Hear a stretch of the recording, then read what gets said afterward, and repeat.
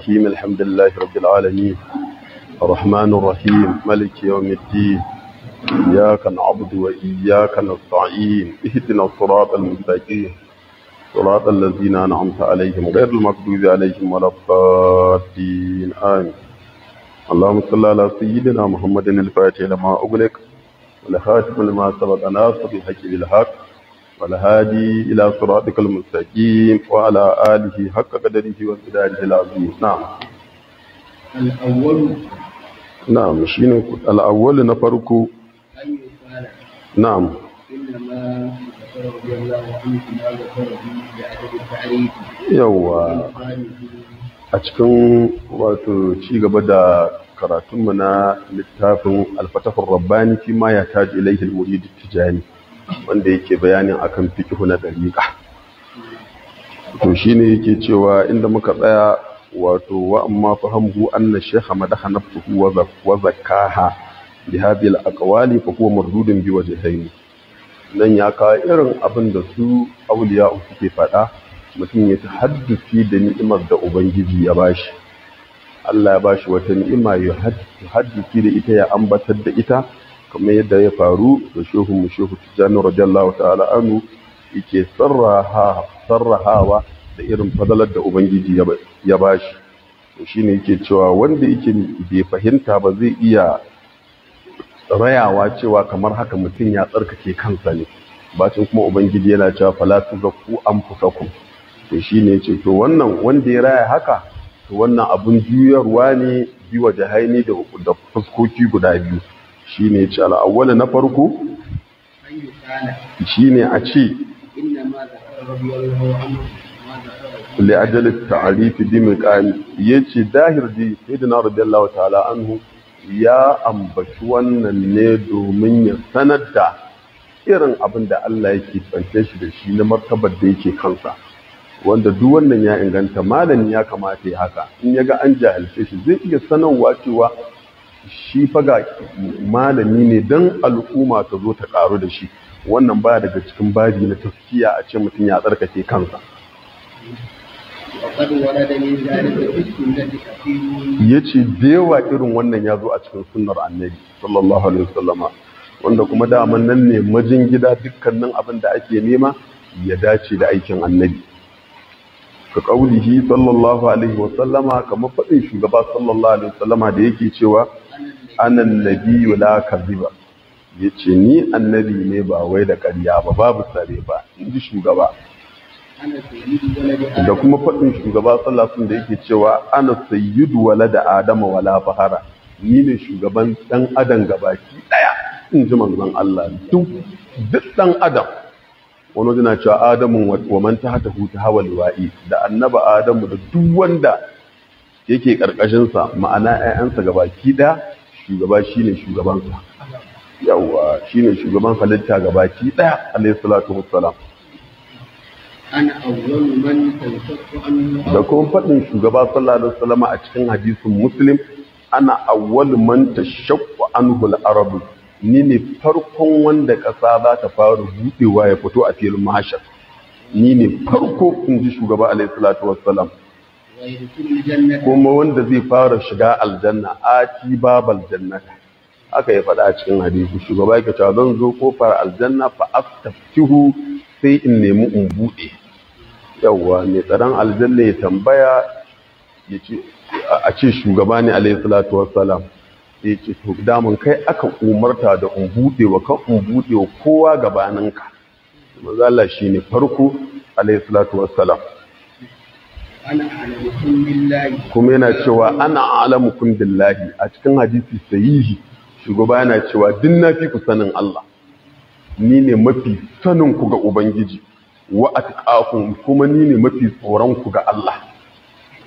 Yawa to duk wannan ya kawo shi, mutum idan ya biyo irin wannan layi ya ta'arifin kansa ko da ilimi, amma ya zamo yayi ne don wata maslaha ta al'umma. Misali yayi ne don al'umma su gani su zo su ya sanar da su abin da Allah ya sanar da shi, ko kuma a'a wata amana ce, shi ya yarda da kansa, ya tabbatar shi ne amana ne, babu laifi dan ya sanar ya ce shi ba komai Allah ya mabaiwa kaza yawa wannan duk ba abu ne mai kyau ba abu ne wanda yake mai kyau kai afwa na'am yin haka وقال يوسف عليه السلام yace kaga ubangiji tabaraka wa ta'ala ya faɗa a cikin haƙƙin annabi Yusuf alaihi salam اجعلني على خزائن الأرض إني حفيظ kaga yace ja'alni ala khaza'in al-ardi ka sanya ni akan taskar kasar Masar ya zama ni ne mai kula da ita in zama ma'ajinta inni hafizun alimu yace ni zaka same ni mai kiyayewa ne kuma ni masani ne da haka yawa وقال عثمان رضي الله عنه yace sayyidina Usmanu ya faɗa lokacin da aka tsare shi lokacin yana halifatu rasulullahi yana amirul mu'minin kaga da aka zo aka tsare shi abin da ya faru gare shi Allah ya ƙara masa yadda kama fi sahih al-bukhari kamar yadda yazo a cikin sahih al-bukhari da muslim ألستم تعلمون أن رسول الله صلى الله عليه وسلم قال نعم من حفر بئر أمة فله الجنة abin da yace musu yace yanzu ku ba ku sani ba ba ku san cewa shugaba sallallahu alaihi wasallama ya faɗa a cikin haƙƙina ba ya ce duk wanda ya haƙa rijiyar ruma aljanna ta tabbata gare shi duk wanda ya hidimar haƙa rijiyar ruma to aljanna ta tabbata gare shi sai na umar sai ce Usman ya ce kuma ni na haƙa ta ya ce an hafartuwa ni ne na haƙa wannan rijiyar ba ku san da haka ba ne wasaddaku kuma suka gaggata shi da abin da ya faɗa to amma da yake sha'anin a lokacin sha'anin wasu duniya suka yi abin da za su yawa shi sa wasu sanin za ta duniya batta da tabbas yawa duniya batta da tabbas duniya ƙarya ce yawa inda gaskiya ce irin su sirna Usmanu ya dace a ce sun kubuta wanda yake na uku a cikin wannan al'ummar amma ba su kubuta daga sharrin duniya ba dubu irin abin da aka yi musu duk sirna Ali dan Abu Talib irin abin da aka yi masa wanda shine take shahadarsa wanda wannan nan dan muljamu abin da ya wasu sayyidina Ali a nan Kufa har sai da shi yasa sayyidina Ali ya shahada inda duniya tana ta tabbas wata abar tana da wata kima da irin sayyidina Ali bai kamata a yi musu haka ba da sauran ahlul bait da manya-manyan bayan Allah wanda aka yi zarafin su aka musu abin da aka dama a nan duniya idan za ka san duniyan nan ba wulakantacciya ce kuma batta da tabbas kada ka miƙe kafa a cikinta kawai ka nufa Allah mutum ya nemi ya gama lafiya ta fi ya sanar da Allah yana da imani ko mu ta neman lidifi Allah mana lidifi na'am yace cinin irin wayannan abubuwan ya faru tsewa yawa bayan Allah biwa daga cikin salafu daga cikin magabata su dinga irin tuhaddisi suna zantar da irin abin da Allah ya musu na karamci wannan duk ba abu ne wanda yake mazmuni ba ya faɗa a gurin faɗin Ubangiji tabaraka ta'ala inda yake hikaya akan faɗin annabi hikaya ga annabi Yusuf alaihi salam yace kaga kuke cewa babu wani abinci da zai zo muku yawa wato da za a azurta ku da shi ba shi sai na ba ku labari da zuwansa kaga shi ma kamar wannan yana ta haddisi ne da irin abin da Allah yake bance shi da shi na ni'ima ka karanta ayar har ƙarshe na'am na'am yace bima huwa bi sadadi lan yakun min babu tafsir yace to a cikin wannan zaka fahimci cewa shi malami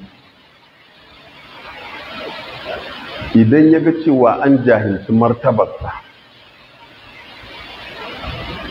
ba a fahimce shi ba to sai ya siffanta kansa da abin da yake cikinsa misali ya ce shi fa yana da kaza Allah ya mabbaiwa kaza shi masani ne ma'ana shi kuma yana taka tsantsan ya ƙara ma da cewa shi fa taƙiyi ne yana aiki da iliminsa. Ya ce inda ya faɗa haka da niyyar gani an jahilci martaba kuma ana buƙatarsa, to ya ce wannan lan yakun min babu tazkiyatin ba, bai zamo daga cikin babi da za a ce malamin na ai ya tsarkake kansa ba, a ce kai kaga wani sai yaban kansa yake yi. A wannan ba za a ce ya tsarkake kansa ba, ya faɗi abin da yake gaskiya, ya faɗi kuma abin da yake ganin shine mafita. Yawa ba ma wannan ba, duk abin da kaga al'umma za ta samu mafita a ciki, kai kuma abin nan a hannunka yake, wannan mafitar ka tabbatar a haɗe ko ta ɓangaren sani ko ta ɓangaren wata gudunmawa ko ta ɓangaren wani aiki, to don ka zo ka sarraha wannan babu komai, zai ina da mafita a wannan, to wannan ba daga cikin babu taskiya za ka iya yin haka babu komai. Yawwa to yawanci mu abin da yake damun mu yawanci ba mu fiye duban maslaha ta al'umma ba. Mutum kowa in ya tashi maslaha kansa yake dubawa, wannan kuwa ba a san haka. Yawwa ba a san haka, an fito a cikin komai ka dinga duban maslahar al'umma, ka dinga duba al'umma. Annabi sallallahu alaihi wasallama menene al'umma za su samu lififi, menene al'umma za su samu mafita. Yasa kaga hadisin nan na sayyida Aisha, wato da za mu dauke shi mu ajiye shi ya zama shine maduban mu, to da duk an warware matsalolin da ake ciki. Da take cewa wa man taqama rasulullahi sallallahu alaihi wasallam li nafsihi illa an tunta haka hurmatullahi. Shugaba bai taba yin ukuba dan an taba zatin kansa ba, sai an taba alfarmar Allah. To kai ma dan an taba kanka karka damu. Yawa ya zama abinda zaka yi aiki kare alfarmar Allah. Kare alfarmar Allah kuwa wato yana cikin alfarma annabi, alfarmar Allah tana cikin alfarmar manzon Allah. An ce kare alfarmar Allah to shine kare alfarmar shugaba, kuma kare alfarmar al'umma duk yana ciki.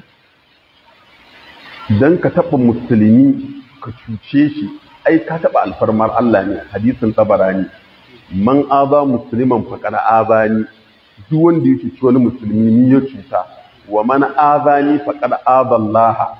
Inji shugaba yace wanda ya cuce ni Allah kuma ya cuta. Kaga taba alfarmar musulmi ashe taba alfarmar Allah ce. Ko a zalunci al'umma, to wannan kada a bari. Kai iya kokarin ka wajen kaga ka fitar da al'umma cikin tsananin da suke ciki ko cikin wahalar da suke ciki, ko wani dan uwanka kaga yana cikin an cuce shi ko an jarrabe shi da wani imtihani, kai kuma akwai mafita a hannunka, to sadaka ne ma ka taimake shi akan wannan. Wallahu fi auni al-abdi ma kana al-abdu fi auni akhihi. Yawwa Allah yana cikin taimakon bawa muddin da bawa yana cikin taimakon dan uwansa. To abinda zamu ajiye kenan, da'iman ka taimaka wa dan uwanka. Da'iman in kai in hukuma ce, in wani mai mulki ne, in mai jama'a ne, ya zama maslaha da yake nema maslahar al'ummar da suke tare da shi. To da haka komai yake gyaruwa, amma ba kai ga maslahar kanka ba. Yawwa wannan ai hauka ne, ka tsare kanka amma kuma ba ruwanka da al'umma. Wannan kaga zai zama wannan wani irin hauka ne haka. Yawwa abin da ya shafi al'umma kai ma sai ya zo ya shafe ka, amma ka tarewa al'umma cuta, to shine ka tarewa kanka cuta, kuma shine zaka samu yardar Allah a ciki. Na'am. Na biyu shine a ce wannan ai yana daga cikin babi na zantarwa wato da ni'imar Allah don godiya, da kuma matsalawa da faɗin Ubangiji tabaraka wa ta'ala, Allah da yake cewa wa amma bi ni'imati rabbika fahaddith. Wa akhraj ibn abi hatim an al-hasan bin ali, Allah ya dada su a cikin faɗin Ubangiji, wa amma ka gani a cikin faɗin Allah da yake cewa amma bi ni'imati rabbika fahaddith ikhwanaka. Yace abinda ake nufi da wannan, idan wani alheri ya same ka, to ka zartar da ƴan uwanka da wannan abu, sai ka ga wa ƴan uwanka, sai ka zantar da su. Yanzu yawanci zuciyoyi ne sun ɓaci, shi yasa dan mutum ya samu alheri zai ji tsoron ma faɗa ƴan uwan nasa. yawa amma an zuciya ta yi kyau idan ka gaya wa 'yan uwan naka to su sai su ka farin ciki akan abin da ya same ka shine harin musulunci. Yawa in abun farin ciki ya same ka kana gaya wa ɗan uwanka to sai ka farin ciki. Idan kuma abu wato na jarraba wanda rai ba zai so bai ya same ka shi kuma 'yan uwanka sun ji sai sun fi ka damuwa, to ka ji halin musulunci kenan. Yawa in ka ga ɗan uwanka cikin bala'i ka fi shi damuwa fiye da damuwar da za ka yi in kai abin ya sama. Idan farin ciki ya same shi ka fi shi munna da farin ciki kai ta masa gudunmawar addu'a Allah ya taimake shi. Wannan shine halin musulunci. Yawa la yumina dukun hatta yuhibba li akhihi ma yuhibbu li nafsihi. Yawa to shine magana.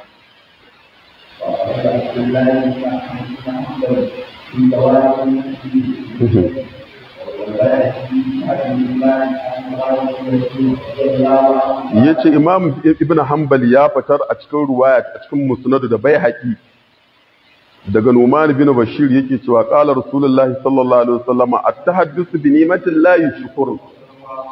Yawa zantarwa da ni'imar Allah wannan godiya ne, ka faɗi ni'imar da Allah ya ma, wa tarkuha kufurun kuma barinta yace wannan butulci ne. Yawa Allah ya ma ta ni'ima ka zantar yawa biyonci barin abubuwa na musulunci da muka yi ne shi sa dai ake ta wahala yanzu, amma da za mu rike abubuwa na musulunci mu kula da shi sai ga lamari yana tafiya. Na'am, alhamdulillah.